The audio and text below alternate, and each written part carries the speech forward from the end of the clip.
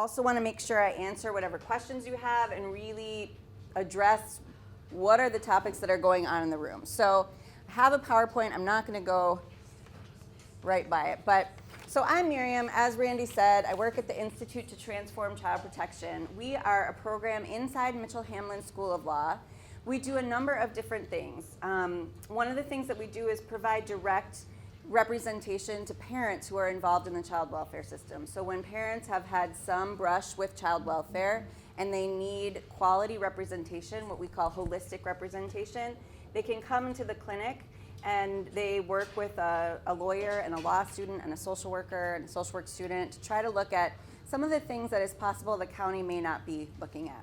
We have a couple of amazing people from our program here, Sierra Buckner, who is our program coordinator, and Jeru Gobaze, who is one of our MSW students this year. So I have to tell you the truth, which is that I struggled a bit to think about what to talk about this evening because child welfare is like a very big topic. And there's a lot of different ways to talk about it. There's a lot of different ways to approach it. So one example is that I saw on the flyer for tonight, it said, can yelling at your kids in public result in a child protection report? And there's a bunch of different ways to answer that question. So one answer to that question is no, because a child protection report is supposed to be made if people have a reasonable belief that some sort of child maltreatment, sexual abuse, physical abuse, and neglect, child endangerment is being made. So one way to answer that question is no. Another way to answer that question is yes. I mean, anyone can make a report to child protection. What makes people make a report to child protection is sometimes, obviously, a real concern and care about children and wanting to keep them safe. Unfortunately, what also makes people make a report to child protection is bias and racism and conflicting values about parenting and lots of other reasons. So, I think a way to answer that question is it depends who you are. Would I have someone report me for yelling at my child in public, which I've probably done? Probably not. Can everyone say that same thing? Probably not.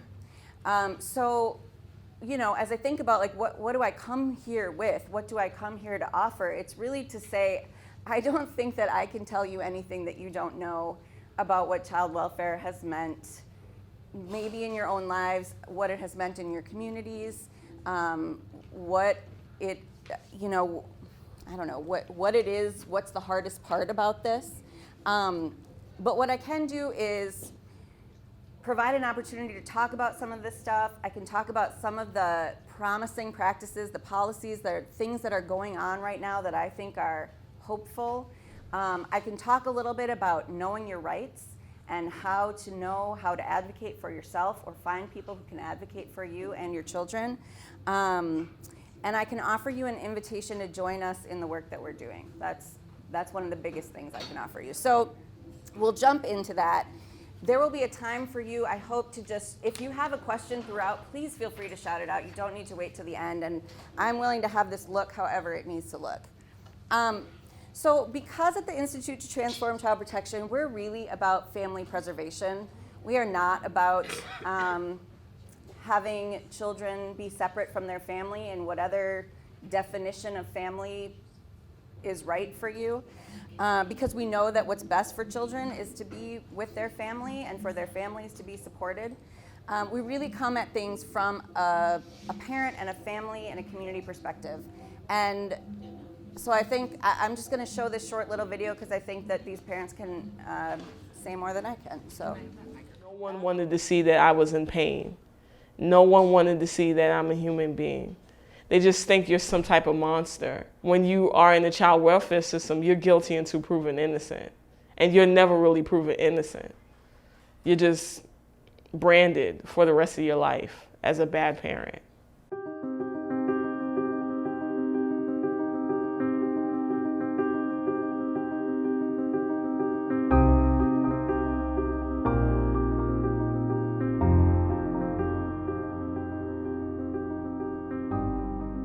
It all started with my daughter going to school, and she told the school that I slapped her, which is true, I did.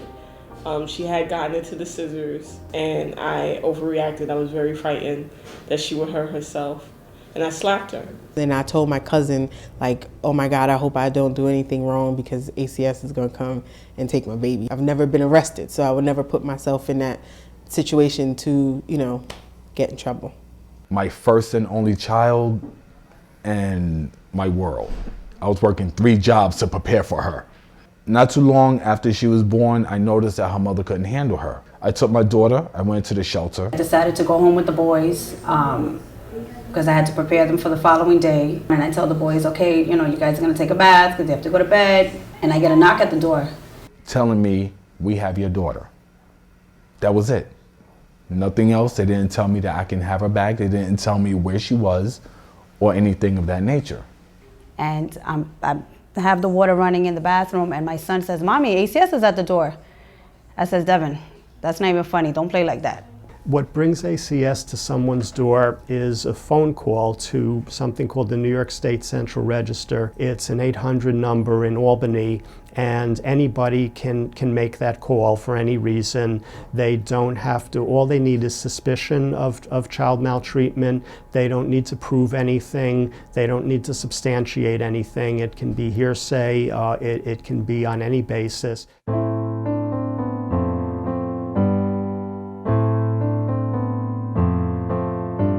The unfortunate reality is that in certain communities, it's a near certainty. If you have children who are a range of ages, if you live in public housing, if they go to public schools, if you use publicly subsidized daycare or a public child health clinic, it's not even a matter of are you going to come to the attention of ACS. It's closer to a matter of when are you going to come to the attention of ACS. The system, in its zeal to protect children, sometimes forgets how damaging the process itself can be to the children. When they came into the door, my daughter was asleep. But when I woke her up, she was very confused and very frightened. She nearly cried. I had to calm her down. I had to assure her that everything was going to be okay. And that was very hard because I didn't believe it myself. I wrapped balloons around his arm so he could go and not cry. I didn't want him to cry, so I didn't cry. I just, was like, if you're gonna take him, and take him now. So they did.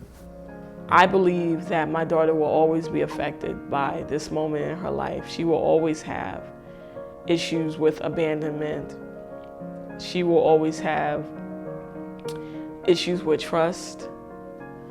She will always be affected. But every night after that, she would get up and come to Mommy's room in the middle of the night and call for Mommy and say, Mommy, you there? I say, yes, baby, I'm there. She'd go right on back to sleep. And that happened for about 2 years, and that's nothing but the trauma of her being separated from Mommy.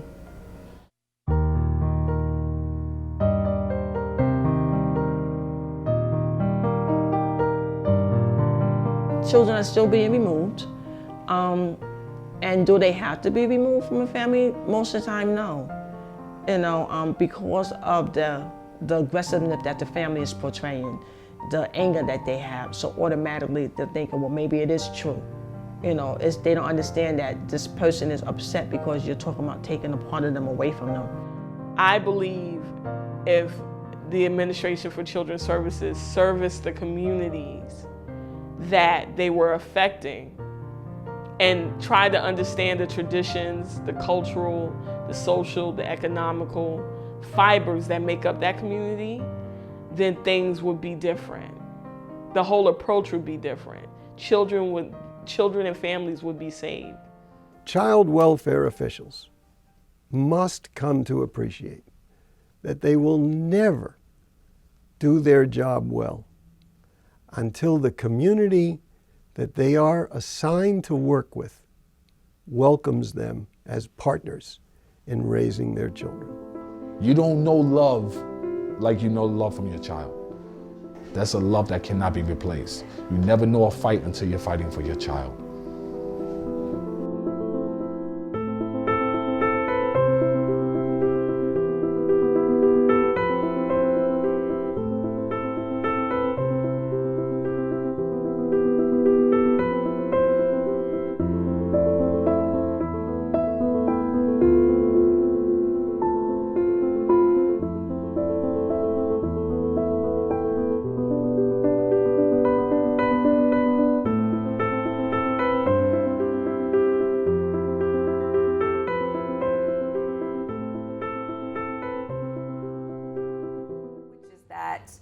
Families need children, and children need families, and families need communities, and ways to support families and children that are, research-based and evidence-backed and all of that stuff really is about supporting families and supporting communities. That it's not about some fancy new method of providing child welfare services. It is about making sure that people have the things that they need to be the kinds of parents and families and communities that they want. So whenever I get, I've watched this video many times and it still makes my heart hurt when I watch it. And I have to sort of bring myself back also to the knowledge that we're not looking for some magical answer. We have an answer. The answer is connection and community. We just have to remember that and come back to it. So I want to give you a few, I won't spend a lot of time on data, but I want to just tell you a little bit about what we do know about child welfare data in Minnesota. So this is all from Minnesota. Since 2015, there's been a 16% increase in maltreatment reports across the state. So a large jump in the number of people that are reporting to child protection. Most of those reports come from educational and healthcare settings, which makes sense. Where are kids and families? They're in schools, they're at doctors' offices. Minnesota also is the home to one of the worst rates of child welfare disparities in the country. American Indian families are 16 times more likely to be the subject of a maltreatment report than their white counterparts for similar situations. African American families are 4 times more likely to be the subject of a maltreatment report, and there's similar rates of disparities for the amount of children that are removed from homes and that are subjects of investigations. Just so we have a sense of our numbers here and why I think this is something that we should all care about, regardless of whether you ever are personally touched by child welfare. I think we are all touched by child welfare to know in 2011, 5,085 children were in out-of-home placement, so that's foster care, either in what we would call stranger foster care, people who were unknown to that child before they were removed, or relative or kin placement. In 2015, that number increased to 7,610. Today, that number is around 10,050, with approximately 6,700 children being removed in 2018. Only 58% of youth removed in 2018 were returned to their home. So you can tell, I should name my bias if you can't already tell what it is, but you can tell my bias, I think, by how I put this in. I said only 58% of youth removed returned to their home. I suppose I could say 58% of youth were returned to their home, but to me that is still a tragic number. And so clearly we have a lot of work to do in Minnesota and around the country when we talk about child welfare and what we're doing to protect kids. So that's just to be grounded a little bit. I'll talk in a minute about what to do if you encounter child protection, but I do want to just point out that in my mind there are some differences here. We talk about child protection with a capital C and a capital P, and that means one thing. If we talk about protecting children, that means something totally different. Protecting children does not need to be, and I don't think should be necessarily, the left in the hands only of professionals who are working in our child welfare system. Protecting children is all of our jobs, but we do it in different ways than child protection does. So I just want to point out those differences because we'll come back to it later. And I want to talk a little bit about what you can do if it's for you, if you're taking notes for community members or for other people, what to do if you encounter CPS. And I'll do it as a parent. These don't need to be fancy and come up separate. As as a parent, as a relative, or as a community member. So if you are a parent, remember that you are not alone. None of us walks through this world alone, and even if it feels like you are alone, there are people who are out there who are ready and able to support you. So find what that support is, and I can give some examples of that. Part of finding that support, in my mind, coming from a law school, although I'm not a lawyer, means finding legal representation. Someone who will be your advocate as you walk through this process. And that is your right. You have the right to be represented by an attorney. Now, you do not have the right, unlike in criminal court, you don't have a constitutional right for a free attorney. But in Minnesota, the judge does have the ability to provide you with a free attorney if you meet certain income guidelines. That attorney may not come at the first hearing, but it would be decided at that first hearing. One of the things that one of the parents said in that video was, she talked about the fact that people present one way to child protection. When social workers knock on their door and say, we have your children or your child, or say, we got a report about you and your child or your children, people are rightfully terrified, ashamed, angry, whatever those feelings are. I can't imagine having stronger feelings than if someone was telling me something about my child. And the way that people present to child protection, unfortunately, has an impact in how child protection sees you. So she talks about the fact that if people are angry, it's used as sort of this evidence, I guess, that they're aggressive or angry, not that they have a reason to be angry and hurt and scared. So knowing that the best thing that you can do for your child, if this were to ever happen to you or someone that you know or love, is to try to remain as calm as possible in that first interaction, and then get back up, and then get an attorney, and then get your community members, and then get your pastor, and then get whoever those people are that you can really be yourself with and can get the support that you need. I want to just make sure I'm not forgetting anything about your rights. Oh, yes. So just good to know that in Minnesota, you need to have either a police officer or a child protection worker who has a signed court order by a judge in order to remove your child legally. So if someone comes to remove your child and is not either a police officer or a child protection worker who has a court order, they do not have the right to remove your child. So that's something to know. So in other words, if somebody comes to your house, yes, close the door saying you don't have proper people with you. Yeah, they may not have a police officer, although often they do. But if they don't, then you should ask them to see the court order. Absolutely. And what if they have the court order? And then if they have the court order, they are legally allowed to remove your child. And I would probably say, get an attorney then. Say, I'm not going to speak with you. They can't remove the child. Unless they have either a police officer or a court order. So those are the only two ways to legally remove a child from their parent in this state. Does that make sense? So a police officer and no court order, tell them to go home. No, sorry. It's either or. Thank you for helping me clarify. I got to understand this right. No, I'm glad you are. It's either or. I don't want to be telling my friends either. I'm glad. It's either a police officer, because they have the ability to place a child or anyone, I suppose, on a 72-hour hold, or it's a social worker with a court order. One or the other, but not anything besides those two. But nobody else will come to your house then. Nobody else will be coming to your house trying to get your baby. Well, and I hope that that is the case.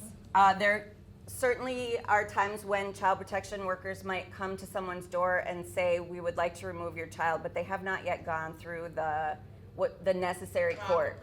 Exactly. Court order. Exactly. I got you, girl. Exactly. Thank you. Thank you.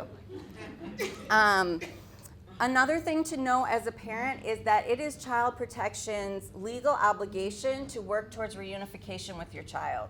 That is their job. That is what they are being paid for, is to reunify you with your child if a child is removed from your home.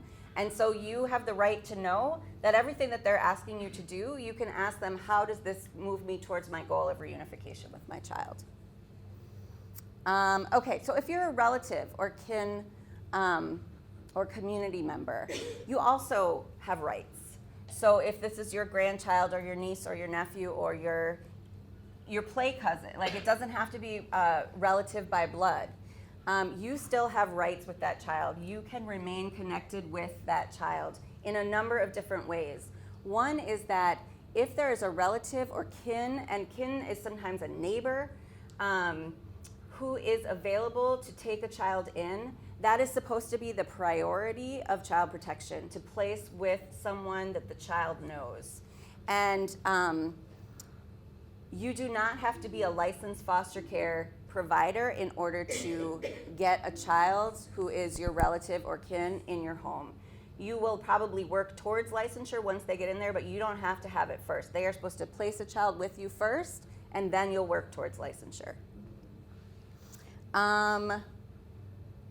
You can engage with social services if you want to. You can ask for visits. You can ask for, can I be the one to take the child to school? Can I, remaining connected to those children is what families, what children, what communities need. So you have rights as a relative or a kin. And then as a community member, one of the things that Randy talked about when she came up here was, what do you do if you see something that rubs you the wrong way about how someone is interacting with their child? And that, I think, is a really difficult question, because it's that same thing of the difference between protecting children and child protection. And I think that there is a big difference, especially for people who are not mandated reporters. So if you're not a teacher or a social worker or a doctor or somewhere where you're mandated reporting, there's a difference between responding and reporting. So you can respond in lots of different ways, by offering support to a child, by offering support to a parent who may be frustrated and at the end of their rope, as all parents get sometimes. You can respond by looking for opportunities for change for those people without reporting someone to Child Protection. When you report someone to Child Protection, it may be that you feel like what you're doing is trying to find resources for that person, trying to find help for that person or support for that person. That's not what happens when you initially contact Child Protection. When you contact Child Protection, it is an investigation. It is that person's primary responsibility to try to investigate what is going on, not to immediately offer services. So there are lots of better ways, I think, that you can engage services for people if you're worried about kids. Going to your faith community, going to, if you're a Project Home Guest, going to whatever resources they have there, going to other community members. The thing that children need most in this world are for their parents or caregivers to be okay. That is what they need more than anything else. Anything that money can buy, anything that social workers can provide, they need their parents and their caregivers to be okay. So if you are worried about children, I think one of the best things you can do is support their parents if you don't feel like that child is in, immediate danger. Get involved with some advocacy opportunities. So we have a couple things brewing at the Institute to Transform Child Protection. And I'll tell you about those, and then a couple other things. There are, as I said before, you don't have an automatic right to an attorney from the first EPC hearing, the Emergency Protective Care hearing, yet in Minnesota. We have introduced a bill, legislation to try to mandate that everyone would get an attorney starting from that first EPC hearing, because for the scariest, biggest thing in the world, I think you should have legal representation, someone standing there from the beginning. The other thing that we're working on is a bill that removes some of the disqualifiers in foster licensing. So what that means is that in order to become a licensed foster care provider, you have to go through a background check, you have to go through all these things, and there's a list of things. And in Minnesota, that list is like over 100 things long that says what are things that might disqualify you from that. And some of the things that are on there are what you would expect and hope to be on there. You know, if they have murdered someone or hurt a child in the past, those sorts of things. But some of the things are things like they passed a bad check, or they had a DWI 5 years ago, or things that would not keep you from being able to care for a child and love a child. Interestingly, the things that would allow you to adopt a child, there's only 10 things on that list, and yet there's a lot more things on the foster care list. And as you would imagine, those are things that impact communities of color, people who are living in poverty, people who have criminal backgrounds. It impacts them more. So we're working to try to get some of those disqualifiers removed so that relative kin placements can be easier. I have a question. Yes, please. So is that true I don't know if it's just Ramsey County or just anywhere, can you have a dual license? So if you're a foster care parent, can you be a child care provider or vice versa? You can. There are, I mean, those two things should not interfere with each other unless you have a foster child who in some way would endanger your child care license. So let's say you had a foster child who was facing some criminal justice issues, or someone who's placed in your home. But being a foster care provider and a child care provider, I think great. Have you heard something different? Yeah, because I've been a child care provider for Okay. 2.5 years. Yeah. And I was going to take on some children. Yeah. But I was told you can't have a dual license in the state of Minnesota. You used to be able to have two licenses, but now. I don't. I mean, so I'm going to make sure you take my card so that I can get in touch with you and check with a couple of people. But as far as I know, and certainly with people that we've worked with in the past, they have been child care providers and foster care providers. There's no reason, I can't think of any reason other than the one I said about, a particular child placed in your home that should keep you from being able to do both of those things. Yeah, I was just told this 2 years ago, you can't do both. And that is something that I think is really important. That's also why I say know your rights. Because there will sometimes be, people will say, oh, you can't take in your granddaughter because you, had a DWI 5 years ago. Well, there are some disqualifiers that are on there that are good for 5 years, some for 7 years, some for 10 years. That may not be right. The other thing is, even if you do have one of those disqualifiers, there's a way to try to work around that, to be able to say, to go to DHS and say, I should have an exception to that disqualifier. So I think certainly get information and double check the information that you're getting, particularly if it's coming from child welfare, I would say. Sometimes I say things up here that I think are really going to get me in trouble. But so be it. Great job. Other advocacy opportunities to know about.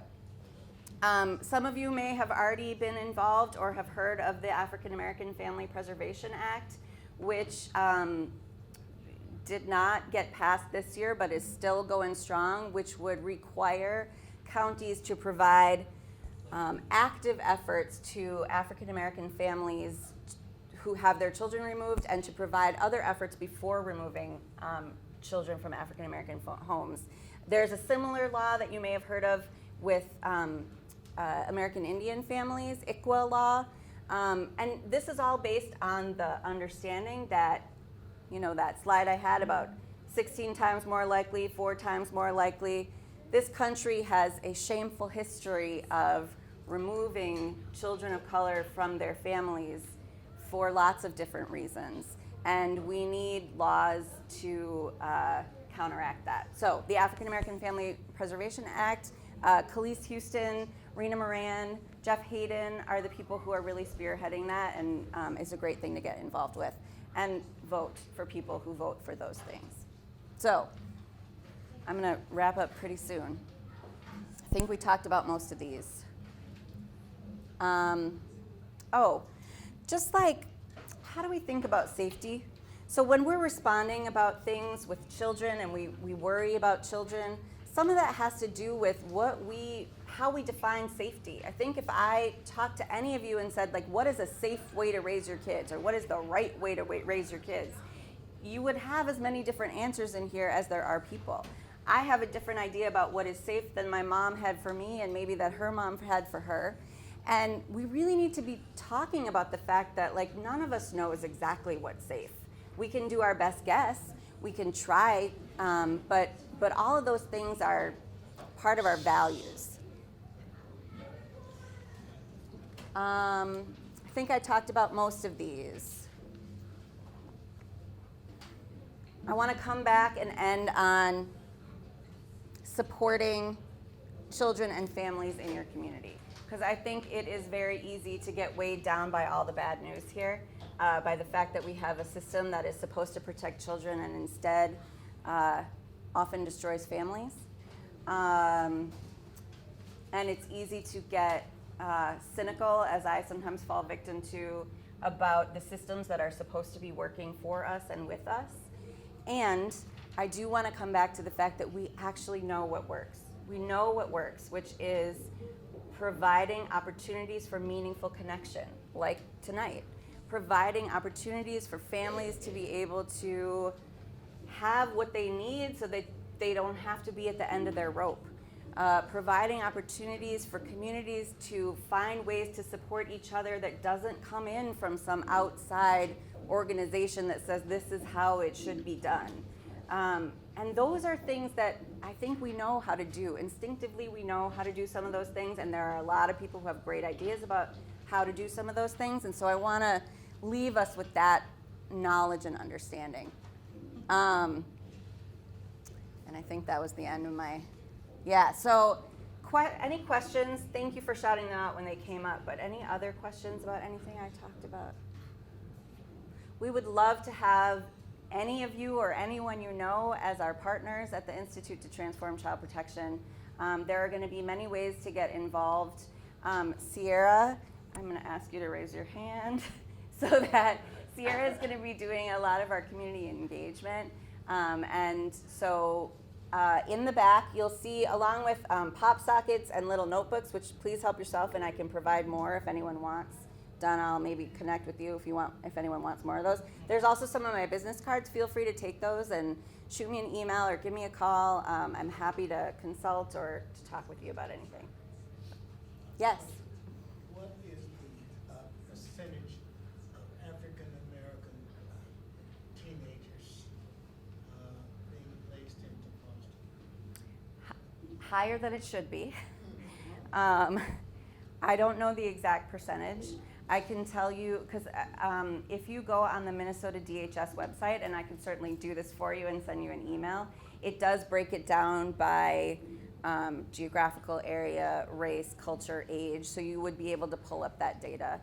I think what can get really challenging, and certainly in some of the cases that we've had, is where there are teenagers who are facing difficult things and who are maybe acting in ways that they shouldn't be acting, and parents who don't quite know what to do with that, which, is pretty much the oldest story in the book, right? And child welfare sometimes comes in and says, like, we can do a better job by removing your child and doing it, and that rarely works.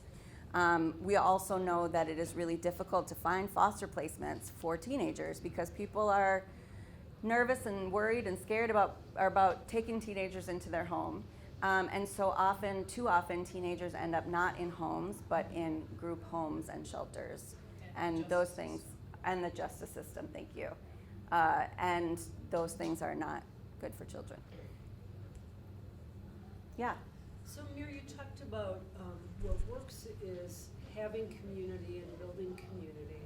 And we appreciate you saying that meetings like tonight is one way to do it, but can you say about other ways you've seen that are good? Like, I'm just trying to picture, what are the ways we can do that? Yeah, so be a little nosy, know your neighbors.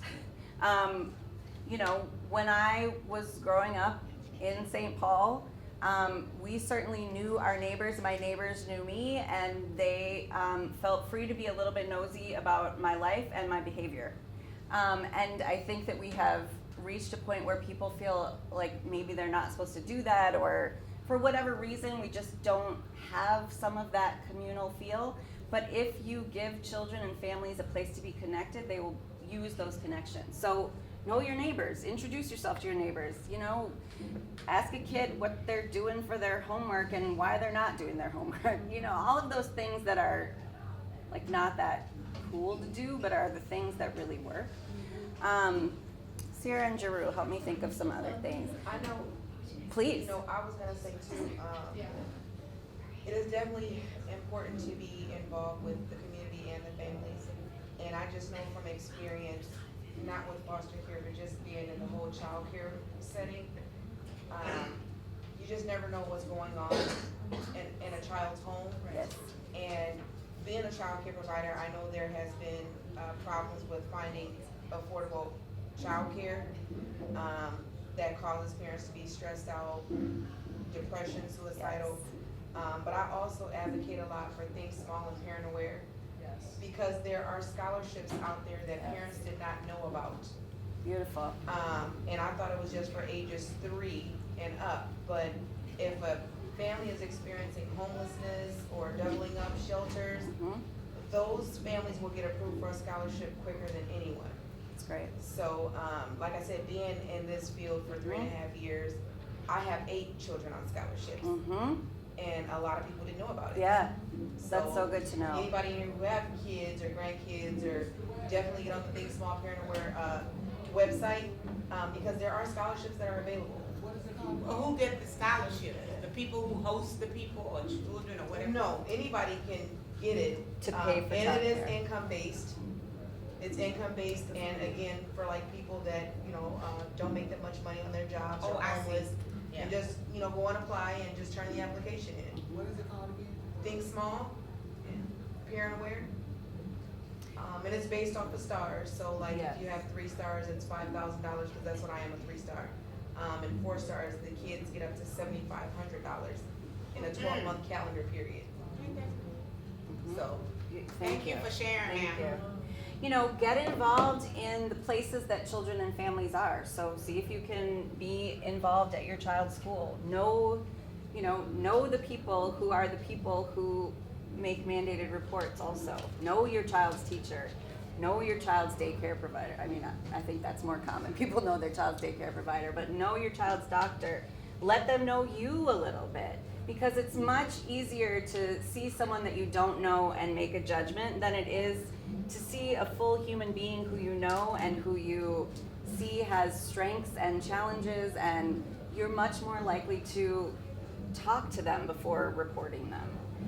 So let people know you a little bit. Yeah. Miriam, are there 2 or 3 websites or places that people could go to get some of this information all together? Absolutely. So I would say go to our website, the Institute to Transform Child Protection, and it's transformchildprotection.org. It's on, I think, my card. Yes. I'll write it down, but I don't have it.